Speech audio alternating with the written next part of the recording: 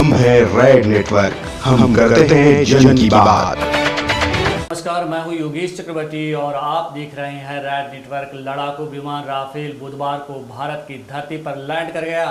इसे सोमवार को फ्रांस से रवाना किया गया था, लेकिन 2223 किलोमीटर प्रति घंटे की रफ्तार से उड़ने वाला इस लड़ाकू विमान को भारत पहुंचने में, यानी कि फ्रांस से भारत 8140 किलोमीटर की दूरी तय करने में 10 घंटे से ज़्यादा का वक्त लग गया, जबकि इसे महज 3 घंटे 6 मिनट में पहुंच जाना चाहिए था।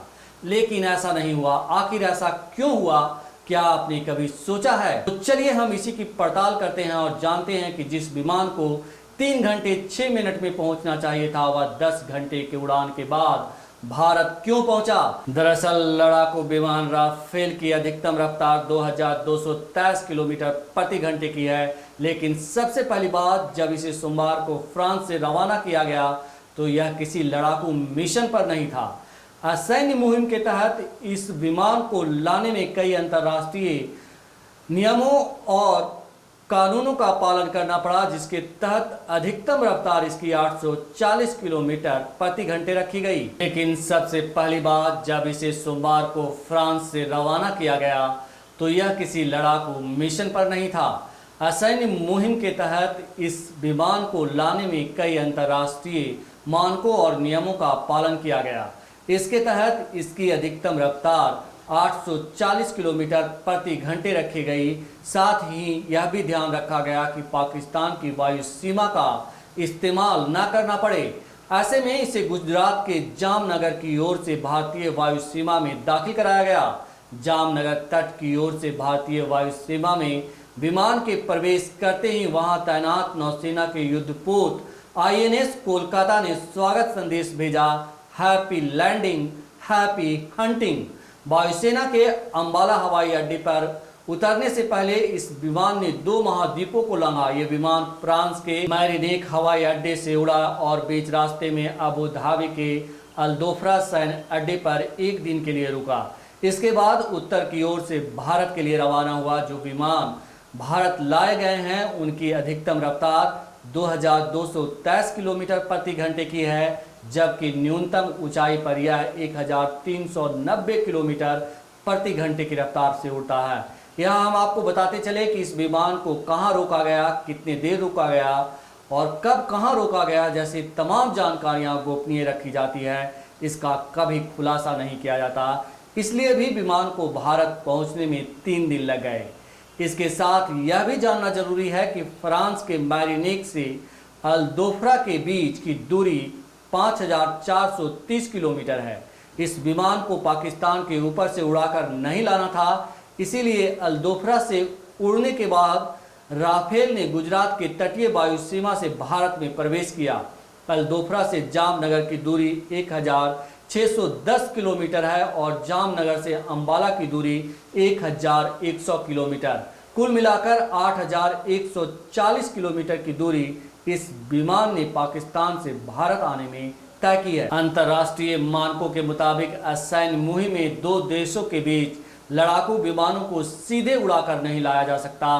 रास्ते में कम से कम एक ठहराव और 8 घंटे का अंतराल होना जरूरी है। विभिन्न देशों के नियम, एयर स्पेस की उपलब्धता, देशों के निषेध, वायु क्षेत्र, अंतर्राष्ट्रीय संधियों का पालन करना होता है। राफेल विमान को लाए जाने में इन बिंदुओं के मुताबिक रास्ते में पड़ने वाले विभिन्न देशों को कूटनीतिक माध्यमों के जरिए पहले से जानकारी दी गई। ऐसे में सीधे आने में जो दूरी बनती, उससे कुछ ज़्यादा दूरी राफेल विमान को तय करनी पड़ी। भारत लाए गए इन विमानों के पायलटों को कॉकपिट में 10 घंटे से ज़्यादा समय गुजारना पड़ा। वायुसेना के एक आला अधिकारी के मुताबिक विमानों का इंजन चालू करने, रनवे पर दौड़, ओवरहेड सर्किलिंग और उड़ान की अन्य प्रक्रियाओं को जोड़ लें तो चालकों को कॉकपिट में 10 घंटे से भी ज़्यादा समय रहना पड़ा। वायुसेना के अधिकारी के मुताबिक लड़ाकू विमानों में लंबी दूरी की यात्रा का पायलटों पर शारीरिक, मानसिक और भावनात्मक असर पड़ता है। वायुसेना के परिवहन विमानों से अलग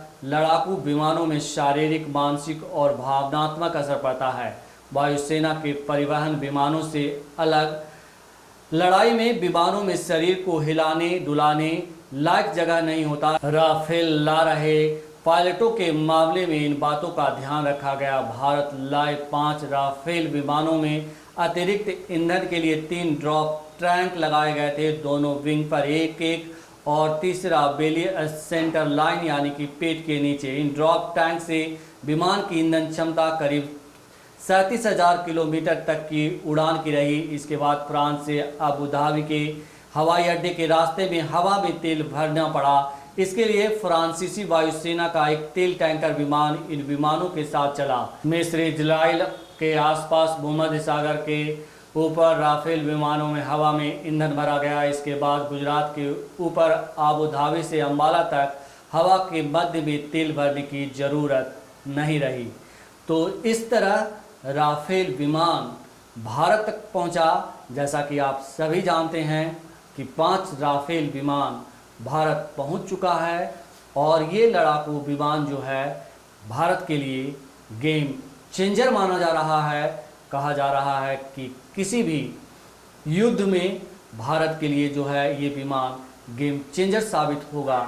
और ये 5 विमान लंबी प्रतीक्षा के बाद और तमाम विवादों के बीच भारत के अंबाला एयरबेस पे लैंड कर चुका है और जल्दी ही 5 और विमान आएंगे। कुल 36 विमान भारत आने हैं। तो चलिए, हमने आपको बताया कि फ्रांस से भारत आने में राफेल विमान को महज 3 घंटे 6 मिनट लगते, लेकिन उसे आने में 10 घंटे लगे। यानी कि उसको 10 घंटे का उड़ान भरना पड़ा और कुल 3 दिन का समय लगा।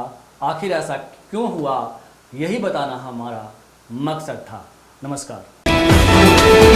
हम है रेड नेटवर्क, हम करते हैं जन की बात।